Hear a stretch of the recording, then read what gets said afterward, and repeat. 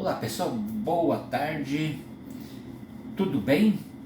Hoje é dia 29 de julho, né? Um sábado.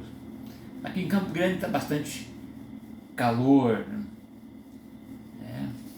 E vamos lá, vamos dar sequência à nossas reflexões acerca da 8429, Lei de Improbidade Administrativa. É uma lei pequena, uma lei de...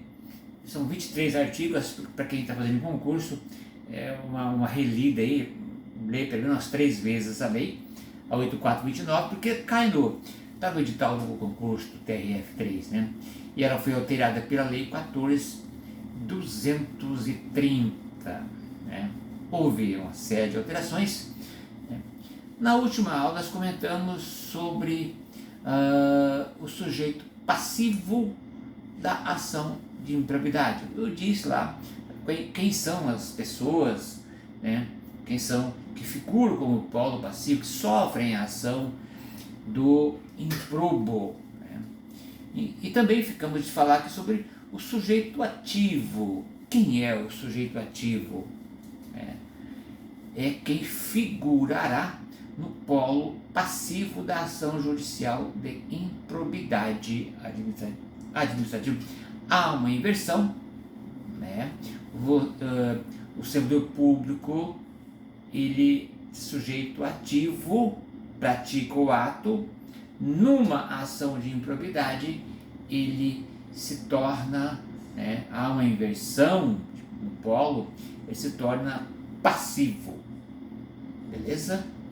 É isso. Interessante. Olha que situação interessante no tocante a essa questão do improbo, né? O improbo, ele veio a falecer, obviamente por razões, fica o sucessor ou sucessores, ficam aí, o herdeiro, né, do improbo, que causaram dano. E quais são as consequências? Obviamente que há a possibilidade do ressarcimento, busca-se a herança deixada pelo improbo, né? A lei fala aqui no artigo 8º da LIA, né? Lei de Improbidade Administrativa, que, olha que interessante, o sucessor ou herdeiro do improbo que causar dano ao erário ou que se enriqueceu ilicitamente estão sujeitos apenas, olha aí, apenas a obrigação de repará-lo até o limite, né, do valor da herança ou do patrimônio transferido. Então, na verdade, o sucessor, ele não sofre nenhuma consequência, né, nas esferas civil ou penal. Há apenas aqui o ressarcimento até o limite da herança deixada pelo improbo, né? Então, isso pode ser uma questão de concurso público, né? Será que os sucessores sofrem alguma penalidade? Não transfere, né? A ação do improbo não transfere para o herdeiro. Há, obviamente, um reflexo, né, de cunho financeiro, né? Ok? Essa parte eu peço para você dar uma olhadinha lá no artigo 8º. Isso está lá. Agora, houve uma mudança, estava fazendo aqui uma reflexão também, uma mudança importante, né? Trata-se da expressa vedação de propositura de improbidade contra partidos políticos e suas fundações. Essa foi uma questão bastante discutida, né?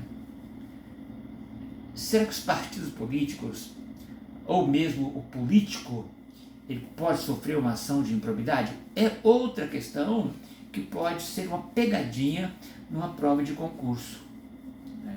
Na verdade, não, né? Ao que fala aqui a mudança.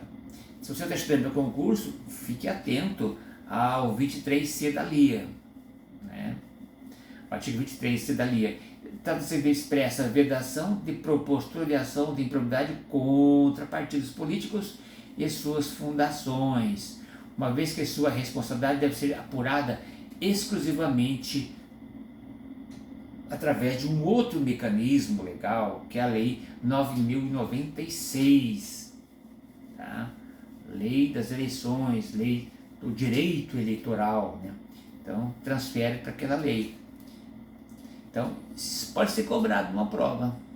Então, fica atento aí, partidos políticos e agremiações, não. Isso foi objeto de uma ADIM, ação direta de inconstitucionalidade, ADIM, número 7236 do Supremo Tribunal Federal. Beleza? Fique atento a isso. O estudante tem que estar esperto. Você tem que estar muito atento a essas peculiaridades, né? Agora, seguindo que a lei, seguindo a doutrina, né, eu fiz até um slide aqui, particulares versus LIA, o particular versus lei de improbidade administrativa. E o particular, gente, como fica a situação dele? Se ele é beneficiado sozinho com recursos públicos, né? Ele pode sofrer uma ação de improbidade? Você pode? Não. Sempre há necessidade da participação de um ator, de um agente público. O empresário sozinho, ele não sofre uma ação de improbidade, não pode. Agora, tudo no direito tem exceção. Olha o que eu fiz aqui, que eu falei para você. Conforme falado, há somente 4 hipóteses em que os particulares são agentes públicos. O particular ele pode se tornar um agente público. Olha que o que a LIA traz aqui. Pessoas físicas ou jurídicas podem ser punidas por improbidade, desde que, eu já até falei sobre isso, né, desde que o empresário induza dolosamente o agente à prática daquele ato de improbidade. Concorram dolosamente com a prática do ato e figuram como beneficiário do ato. É o caso do particular, pessoa física ou jurídica que celebra como administração pública, convênios, contratos, repasse, etc. Mas há necessidade da participação de um agente público.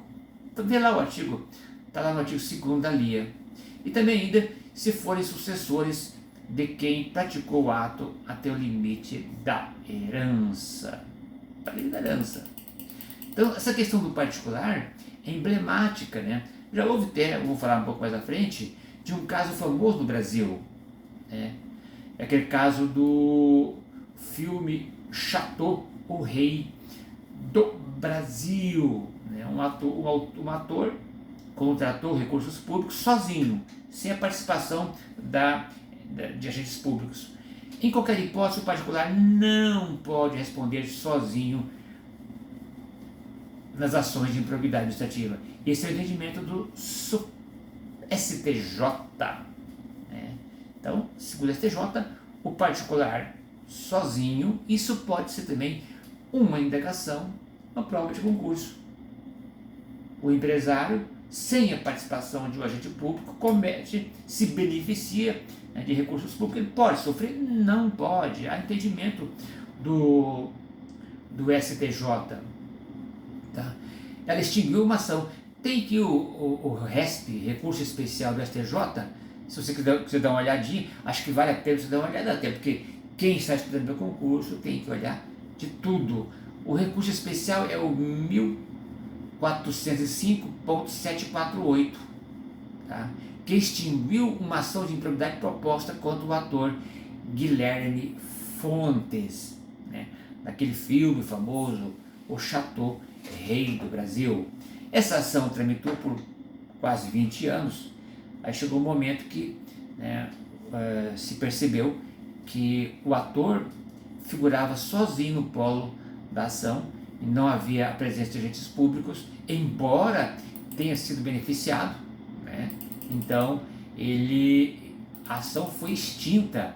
Essa ação foi extinta, né, em razão da impossibilidade, né, de prosseguimento, porque só estava, na verdade, no polo um agente privado, no caso o ator. Então eu peço que você lê lá esse recurso especial que eu acabei de falar. O motivo foi a captação, na época essa ação de improbidade ela foi movida pelo Ministério Público, e houve a captação de recursos oriundos de renúncia fiscal. Apenas isso, né? Nesse caso, o STJ entendeu que o particular não pode responder sozinho à ação de improbidade. É uma questão interessante, né? O conceito de agente público previsto no artigo 2º deve ser interpretado restritivamente. O STJ entendeu o seguinte, que se pensou à época ele poderia ser enquadrado como agente público. Não. O STJ diz o seguinte, que o conceito de agente público previsto no artigo 2º da LIA, né, deve ser interpretado restritivamente, impedindo seu alargamento, né, para alcançar particular que não se encontra no exercício da função pública. Tá? Então, o particular, sem estar exercendo qualquer função ou cargo, ele não pode sofrer, na verdade, ação de improbidade administrativa.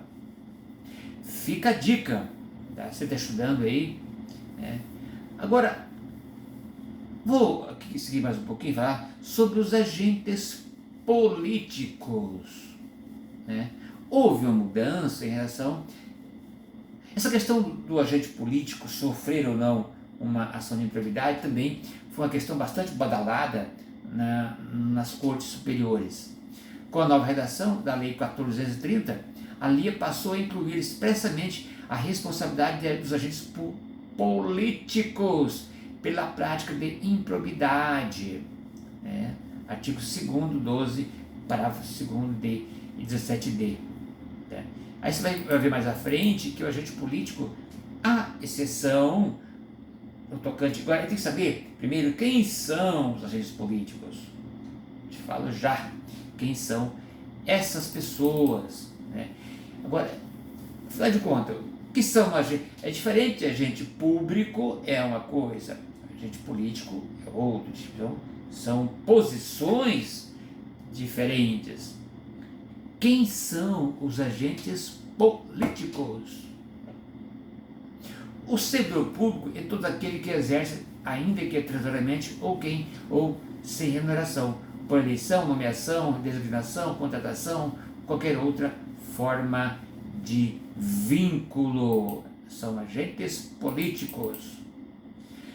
Há uma discussão aqui, pessoal, sobre a lei de improbidade e a lei 1079/90, lei de responsabilidade, né? O Supremo entende, conforme o julgamento de uma reclamação. Eu peço que você leia essa lei 1079/50. Você está estudando, tem que ler. Tem que conhecer essa lei. Tá?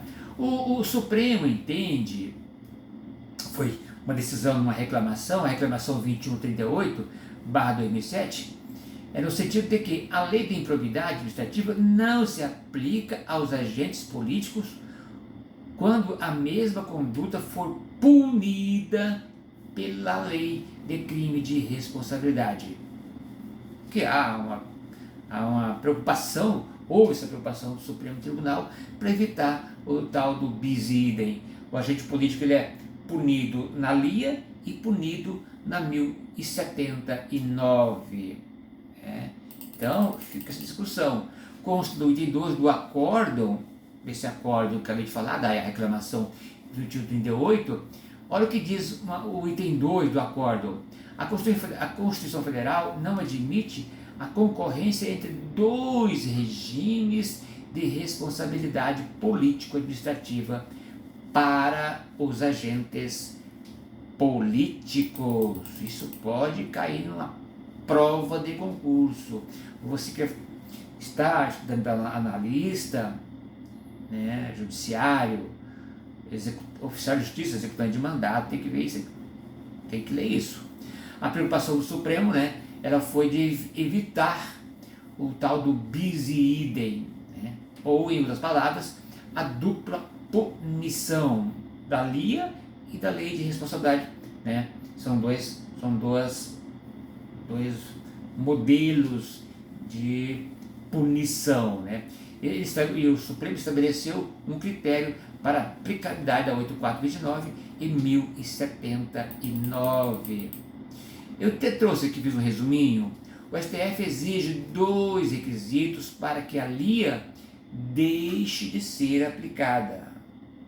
2 hipóteses para que a lei de improbidade administrativa não tenha aplicabilidade. Quais são as situações? O agente político deve ser expressamente incluído entre aquelas pessoas puníveis pela 1079, né? E a conduta precisa estar tipificada na lei 1079. Só vou finalizar aqui para você memorizar, decorar, mas se quiser estudar. Quem são as pessoas, né, relacionadas na lei 1079, né? Os agentes políticos sujeitos às penalidades do crime de responsabilidade. O rol, ele é taxativo, tá? Não admite, na verdade, uma alteração.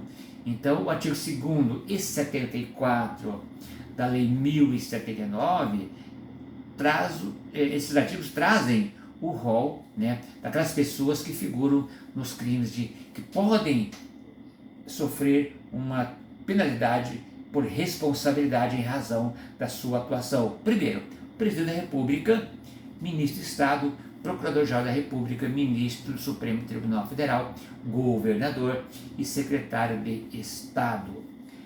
Essas são as pessoas que não podem, né, teoricamente, né, serem submetidas à LIA.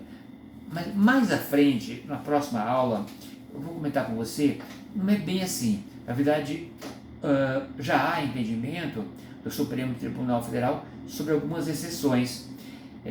O entendimento supremo é de que apenas o Presidente da República não se submete à lei de improbidade administrativa. Mas isso fica para um próximo comentário com você. Ok? Por hoje, paro por aqui. Espero que você goste. Estude. Até a próxima aula. Um grande abraço. Tchau, tchau. Só vendo aqui a lei de improbidade, é uma lei de 23 artigos. Tá? Lê essa lei. Um grande abraço. Até a próxima. Tchau, tchau.